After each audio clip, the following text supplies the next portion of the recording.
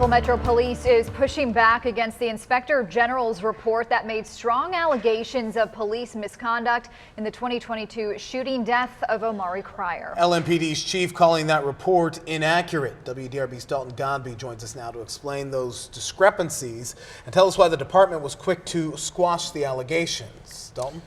Well, Chief Humphrey was certainly adamant in saying that his officers did not do anything wrong in this case involving Omari Cryer, even going as far to say that he'd be giving them a pat on the back for the way that they handled this case. For background here, Omari Cryer was killed in a 2022 shooting by a U.S. Marshal after fleeing from an apartment when a joint task force involving LMPD and the U.S. Marshal's office went to arrest him on a warrant.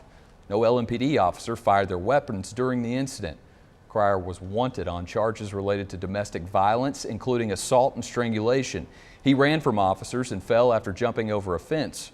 Police said Cryer grabbed a gun from his waistband. The Office of the Inspector General began investigating this back in 2023 after a third party alleged wrongdoing by police. Just weeks ago, that report concluded, among other misconduct, that police made false statements in both a search warrant affidavit and criminal complaint. Chief Humphrey today presented body camera footage, search warrants, and other documents to counter those allegations.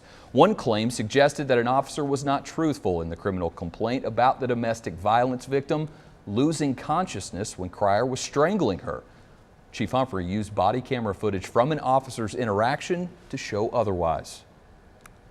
At any point did he strangle you or anything? Put his hands around your throat?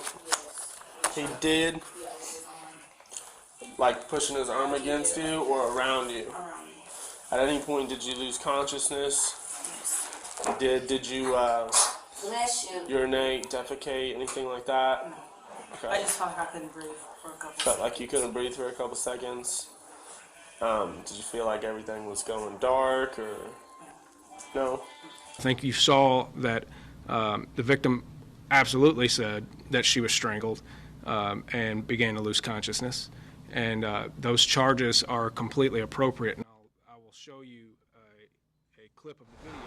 So it is clear that the police department disagrees with the IG's report, but did Chief Paul Humphrey indicate anything in the suggestions that he does agree with? Yeah, he had made brief mention that there were some things that the department could work on at an institutional level, but he said he believes that those were only a few small of those issues and that the review will prompt no further investigation or punishment after this case, which leaves up to question, where does this go from here?